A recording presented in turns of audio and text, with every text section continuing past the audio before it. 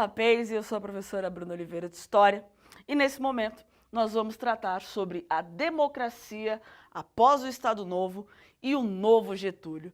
Percebam que está entre aspas, né? Porque nós já conhecemos a história do Getúlio como um ditador, então ele volta aqui em 1950, mas já como um bom velhinho. Calma que a gente vai desenvolver isso e eu vou explicando melhor para vocês. Primeiramente, vamos relembrar aqui a trajetória de Getúlio Vargas, né? Bom, Getúlio Vargas chega ao poder em 1930 com a promessa de ficar durante pouquíssimo tempo, até porque ele não tinha intenção de, digamos, ofender a gregos e troianos, muito pelo contrário. Ele falou assim, olha, houve um rompimento da política do café com leite, e aí, quando há esse rompimento da política do café com leite, ele se apresenta como uma nova solução e diz, calma, eu só vou colocar ordem na casa, eu não vou ficar muito tempo, não. E realmente, 15 anos para ele achou que não era nada, né? Então ele cria aí, dos anos de 1937 até 1945, 1934 até 1945, quando ele sai do poder, né?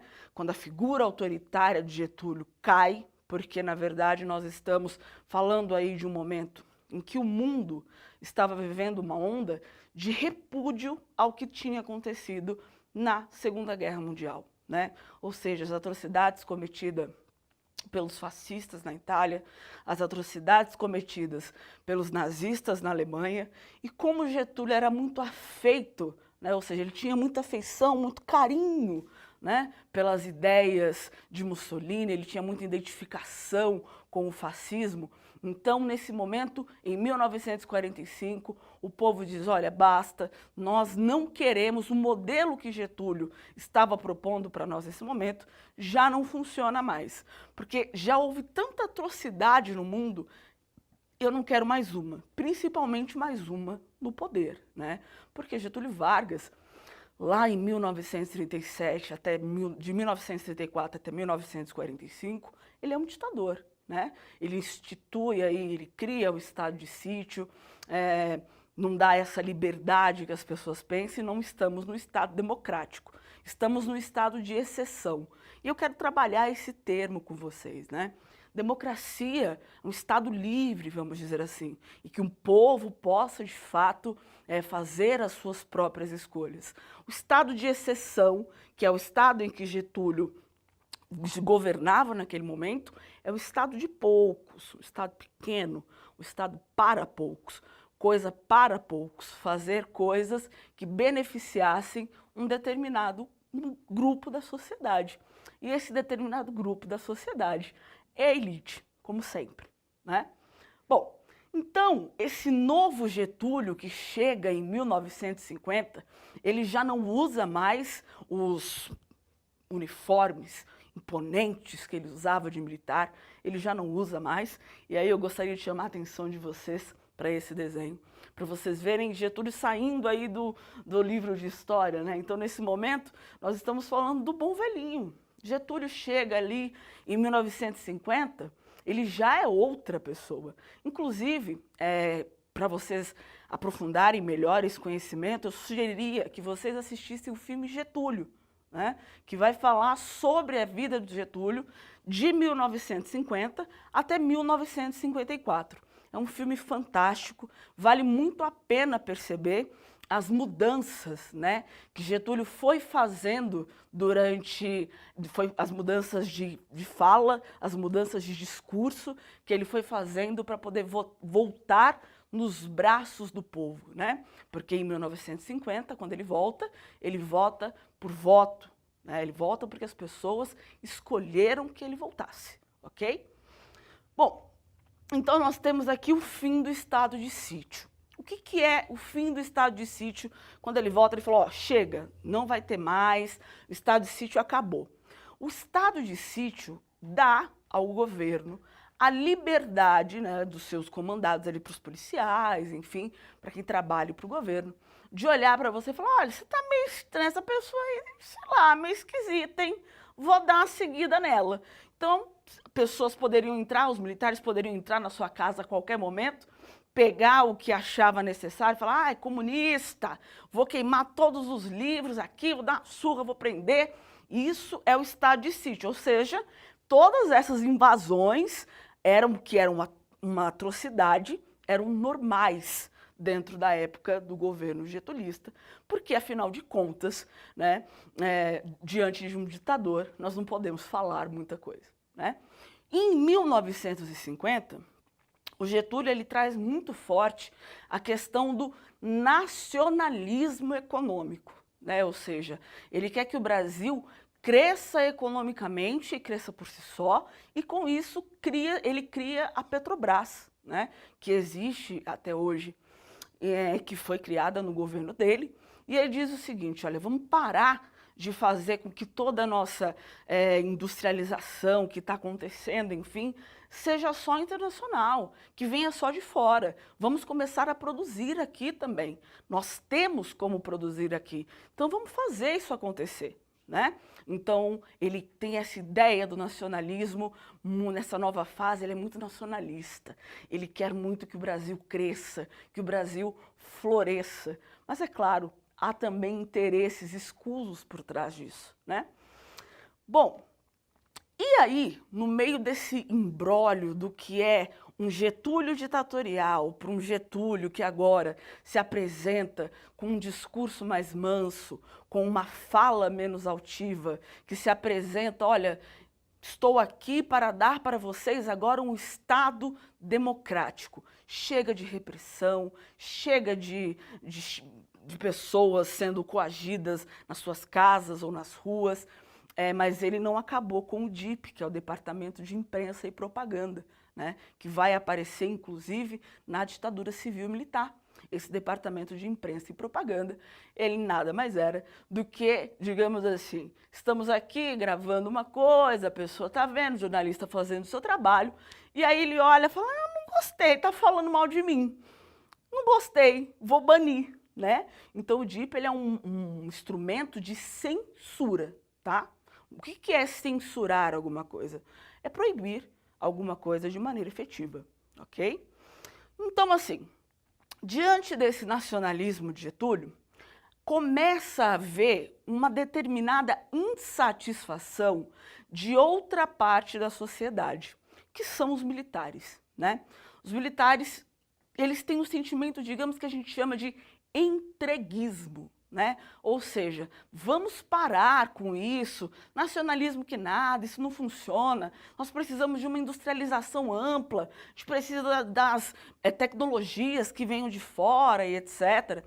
E aí começou-se a se articular dentro do próprio governo de Getúlio, digamos assim, uma parcela dos ministros que compunham ali o governo, ficaram absolutamente abismados, vão falar assim, olha, não dá para ser assim, tá? Chega de nacionalismo, ou você muda os seus ideais, ou então nós teremos que tomar o poder de você, né? Então, assim, os militares deram o seu recado. Ou esse discurso se flexibiliza, ou você vai ser retirado, não pelo povo, por nós, né? E aí é engraçado que um ditador agora está sendo chantageado por outro ditador. E aí ele fica meio, ah, nossa, o que vai acontecer agora, né? E é esse o marco. Então, em 1954, esse sentimento dos militares estava tão forte e o golpe que aconteceu em 1964 teria acontecido em 1954 se Getúlio Vargas não tivesse se suicidado, né?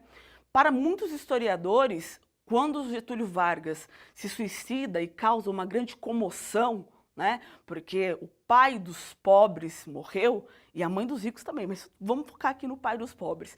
Quando ele morre, inclusive eu gostaria que vocês pesquisassem imagens do enterro de Getúlio Vargas. As ruas foram tomadas, né? A população em peso compareceu para dar o seu último adeus ao Getúlio Vargas, né? Então, quando ele se mata, ele adia em 10 anos a ditadura civil-militar, que vai acontecer aí em 1964. E por que isso é tão importante, né? A morte de Getúlio e o adiamento da ditadura civil-militar é algo extremamente significativo, porque o nacionalismo econômico continuou ali acontecendo e nós não entregamos o país, né, da forma como queria-se para os estrangeiros, enfim, lá para fora. Mas é claro que isso vai causar determinado, digamos, descontentamento também de outras partes da sociedade, ok? Então isso não é assim um consenso. A figura de Getúlio, aliás, nunca chegaremos a um consenso, porque é uma figura controversa. E quando nós montamos e remontamos o quebra-cabeça histórico que é Getúlio Vargas, nós vamos sempre virar, nós vamos enxergar de um jeito. Ao virarmos o quebra-cabeça, enxergaremos de outro. Enfim. E com o adiamento da ditadura militar, e agora? A República, de fato, é de todos? Bom, Getúlio Vargas, como eu disse, com as medidas trabalhistas, deu às pessoas a ideia de pertencimento. Então, sim, nesse momento, aqui, mesmo que teoricamente, a República é de todos. E o nosso resumo do bate-papo que tivemos é da democracia após o Estado Novo e o novo Getúlio. Falamos sobre como Getúlio se apresenta, né? Deixa de ser militar, um novo Getúlio, mais sensato, mais flexível, enfim, o fim do estado de sítio, o adiamento da ditadura civil-militar em 10 anos e a República agora começa a ser de todos, mesmo que de maneira controversa. Bom, e antes de encerrarmos, eu trouxe uma surpresa para vocês, que é a carta testamento que Getúlio escreve, carta essa que é responsável por esse nosso tópico aqui do adiamento da ditadura civil-militar em 10 anos. E eu gostaria de compartilhá-la com vocês. Bom, vamos lá. Mais uma vez, as forças e os interesses contra o povo coordenaram-se e desencadeiam sobre mim. Não me acusam, caluniam, não me condenam e não me dão direito de resposta. Precisam sufocar a minha voz e impedir a minha ação, para que eu não continue a defender como sempre defendi o povo e principalmente os humildes. Sigo o destino que me é imposto. Depois de decênios de domínio e expoliação dos grupos econômicos e financeiros internacionais, fiz-me chefe de uma revolução e venci. Iniciei o trabalho de libertação e instaurei o regime de liberdade social. Tive de renunciar. Voltei nos braços do povo. A campanha subterrânea dos grupos internacionais aliou-se à dos grupos nacionais revoltados contra o regime que garantia do trabalho. A lei dos lucros extraordinários foi detida no Congresso contra a justiça da revisão do salário mínimo se desencadearam os ódios. Quis criar a liberdade nacional na potencialização das nossas riquezas através da Petrobras. Mal começa esta a funcionar e a onda de agitação se avoluma. A Eletrobras foi obstaculada até o desespero. Não querem que o trabalhador seja livre, não querem que o povo seja independente. Assumir o governo dentro de uma espiral inflacionária que destruía os valores do trabalho. Os lucros das empresas estrangeiras alcançavam até 500% ao ano. Nas declarações de valores do que importávamos, existiam fraudes constatadas a mais de 100 milhões de dólares por ano. Veio a crise do café, valorizou-se nosso principal produto. Tentamos defender o seu preço e a resposta foi uma violenta pressão sobre a nossa economia, a ponto de sermos obrigados a ceder. Tenho lutado mês a mês, dia a dia, hora a hora, resistindo a uma pressão constante, incessante, tudo suportando, em silêncio, tudo esquecendo e renunciando. Nossa! E a mim mesmo, para defender o povo que agora se queda desamparado. nada mais vos posso dar a não ser o meu sangue. Se as aves de rapina querem o sangue de alguém que querem continuar sugando o povo brasileiro, eu ofereço em holocausto a minha vida. Escolho este meio de sempre estar convosco. Quando vos humilhares, sentireis a minha alma sofrendo ao vosso lado. Quando a fome bater à vossa porta, sentireis o meu peito, a energia para lutar por vós e por vossos filhos. Quando vos vilipendiarem, sentireis no meu pensamento a força para a reação. Meu sacrifício vos manterá unidos, em meu nome, a vossa bandeira de luta. Cada gota do meu sangue será uma chama imortal na vossa consciência e manterá a vibração sagrada para a resistência. Ao ódio, respondo com perdão. E aos que pensam que me derrotaram, respondo com a minha vida. Era escravo do povo e hoje me liberto para a vida eterna. Mas esse povo de quem fui escravo não mais será escravo de ninguém. Meu sacrifício ficará para sempre em sua alma e meu sangue terá o preço do seu resgate.